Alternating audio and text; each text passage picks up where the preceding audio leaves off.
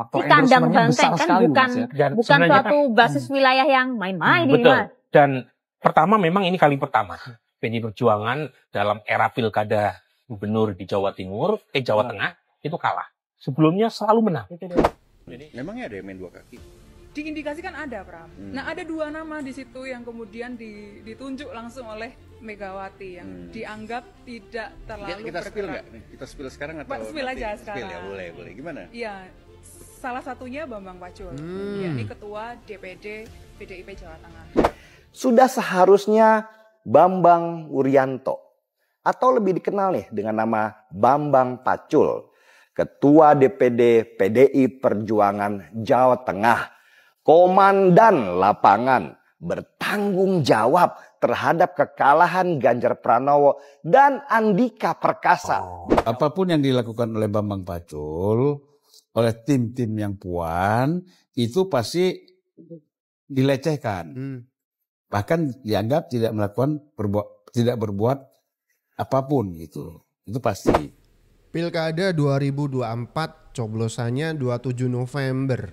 Tapi perangnya udah dimulai dari lama banget ini. Ada perang-perang yang kemudian beberapa pasukannya belum sembuh benar dari luka-luka akibat peperangan di Pilpres, harus ikut angkat senjata lagi di pilkada kali ini, makanya beberapa gak maksimal. Salah satunya adalah PDIP, bisa jadi. Luka paling menganga itu di pasukannya PDIP. Makanya di pilkada bisa jadi gak terlalu maksimal juga nih. Sampai-sampai ini, ini cukup miris. Banteng harus terusir dari kandangnya sendiri. Mereka diusir dari Jawa Tengah. Ini kan miris sekali.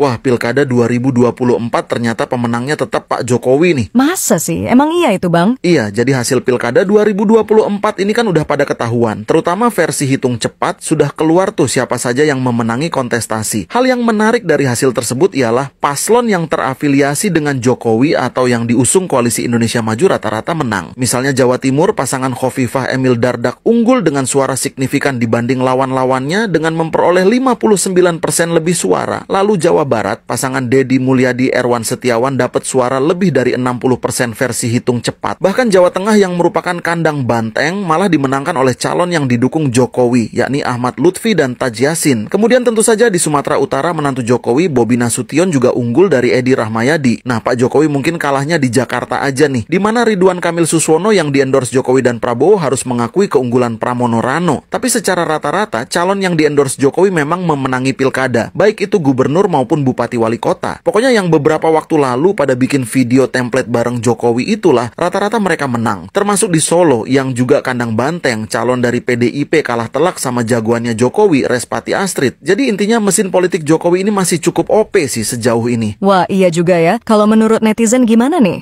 Kalau menurut saya kalimat Deddy Sitorus yang rela kandang banteng bukan lagi di Jawa Tengah itu sebagai pengakuan kekalahan sih.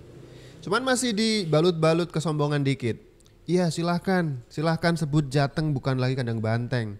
Karena kami kandang banteng pindah ke Jakarta. Itu kan masih sombong. Pindah.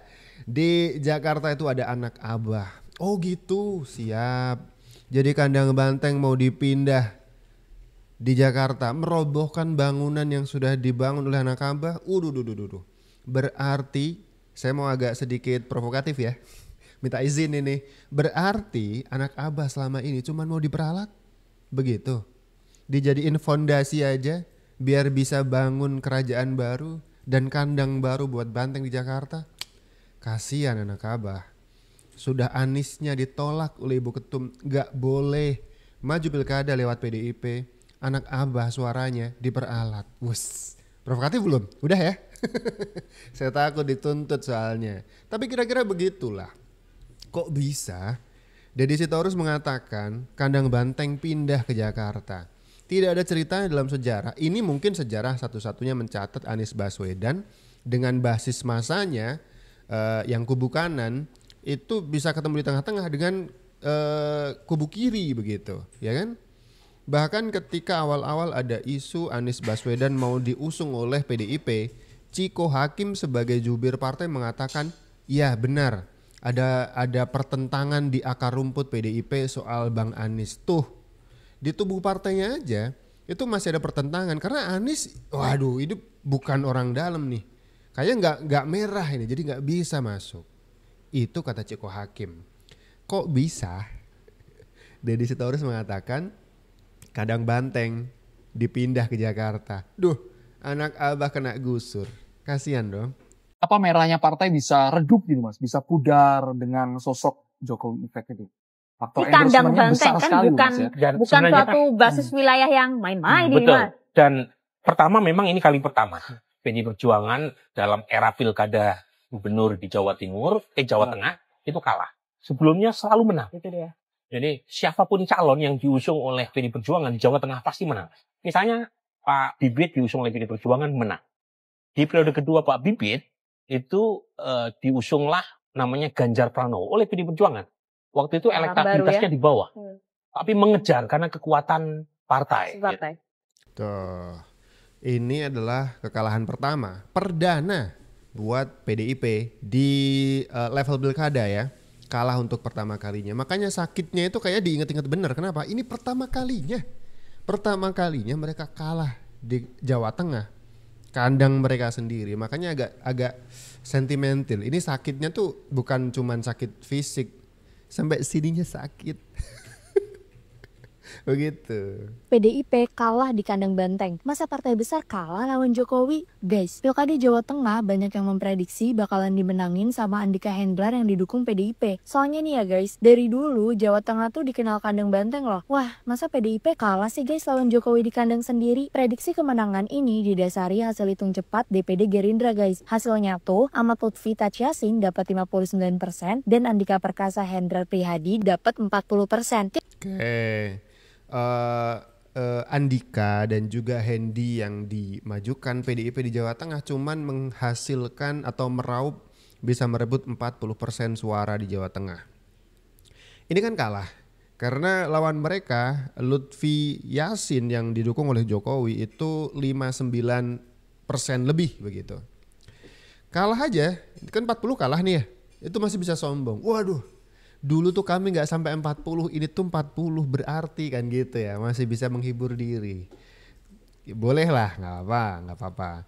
Tapi kemudian ada juga yang tidak bisa memendam rasa kecewanya. Termasuk Ibu Ketum bikin video, saya kenal kandang Banteng itu Jawa Tengah. Jawa Tengah itu adalah rumah saya. Jadi itu menggambarkan bagaimana ketidakrelaan untuk kehilangan Jawa Tengah. Sakit loh, digusur rumahnya. Jadi saya nyatakan di sini bahwa Anies Baswedan kriminalisasi itu perintah dari Presiden Jokowi. Bravo nih Mas Hasto Kristianto ini baru saja menjatuhkan bom yang sangat besar, meledak, dan kita sedang menghitung kasualitas dan apa yang akan terjadi, langkah retaliasi dari apa yang dilakukan ini tadi. Ini kita lihat Pak Hasto, ini cetoe loelo, menuduh Pak Jokowi melakukan kriminalisasi kepada Anies Baswedan. Jadi saya nyatakan di sini bahwa Anies Baswedan kriminalisasi itu perintah dari Presiden Jokowi. Kalau saya menduga apa yang dilakukan oleh Pak Hasto yang begitu meledak-ledak, eksplosif sekali di depan kamera, yang dia sadar benar bahwa rekamannya ini akan disebarkan. Semua mata telinga akan menonton video itu. Jadi dia dengan sengaja sekali menyebutkan dengan gamblang nama Joko Widodo sebagai pihak yang dia musuhi. Ini open war begitu ya. Tapi nggak benar-benar open. Kenapa? Karena di podcast. Coba ke penegak hukum lah. Kalau soal pemilu ke Bawaslu Pak Hasto. Kalau soal pelanggaran hukum ya ke penegak hukum, ke polisi, ke jaksa atau ke MK mungkin monggo lah. Tapi ini ke podcast. Jadi open war yang tidak terlalu open juga. Nah di tengah kekalahan dan respon-respon elit PDIP yang begitu kocar-kacir, agaknya eksplosif sekali. Ya saya paham sih kehilangan rumah itu sebuah kehilangan yang berat sekali rasanya. Tapi kemudian kenapa mentalnya jadi jelek? Mencari-cari siapa yang akan dipersalahkan dari kekalahan ini. Itu kan jelek ya. Kenapa harus nyari-nyari yang disalahin siapa? Memangnya ada yang main dua kaki? Diindikasikan ada, Pram. Nah, ada dua nama di situ yang kemudian ditunjuk langsung oleh Megawati yang dianggap tidak terlalu kita spill bergerak. nggak? Kita spill sekarang atau Spill aja sekarang. Spill ya, boleh. Gimana? Iya, salah satunya Bambang Pacul, yakni Ketua DPD PDIP Jawa Tengah. Ya. Gitu, ya. Bambang Pacul inilah yang memimpin Komandante itu, grup Komandante itu. Memangnya ada yang main dua? Oke, ini ada isu dari internal partai PDIP lagi nyari-nyari siapa sih yang bisa disalahin dari apa istilahnya nasib buruk politik di Pilkada 2024 ini. Ini sudah ada satu nama yang dimunculkan, Bambang Pacul. Sebagai Ketua DPD PDIP Jawa Tengah, Bambang Pacul pasti akan jadi samsak Ibu Mega, siapa lagi, Hasto tentu saja.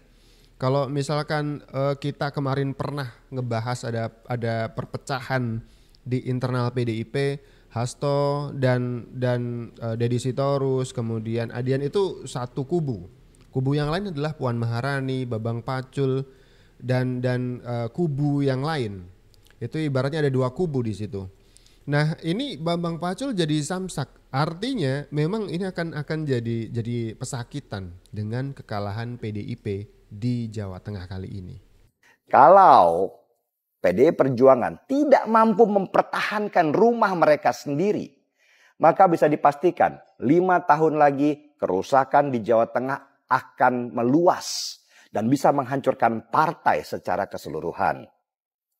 Sudah seharusnya Bambang Wuryanto, atau lebih dikenal nih dengan nama Bambang Pacul, Ketua DPD PDI Perjuangan Jawa Tengah, komandan lapangan, bertanggung jawab terhadap kekalahan Ganjar Pranowo dan Andika Perkasa di Jawa Tengah sebagai seorang ksatria. Seharusnya nih Bambang Pacul mundur dari jabatan Ketua DPD Jateng karena dia tidak mampu memenangkan pertarungan Pilpres dan Pilkada di Jawa Tengah. Tuh kan sudah muncul nih isu. Posisi Bambang Pacul sebagai Ketua DPD PDIP Jawa Tengah dalam situasi kritis ini dianggap tidak kerja, dianggap setengah hati, dan bahkan podcastnya Tempo menyebut bahwa Bambang Pacul itu main dua kaki. Ini nggak jelas maksudnya seperti apa.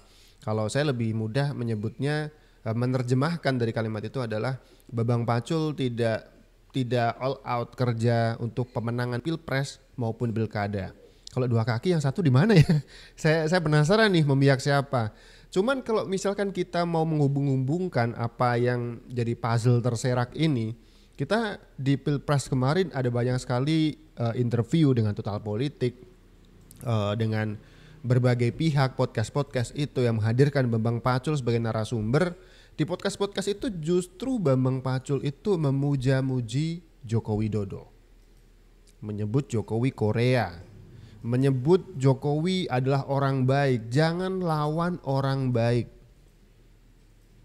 Mau gak mau dia adalah dicintai rakyat, mampus kita. Itu kata Bambang Pacul.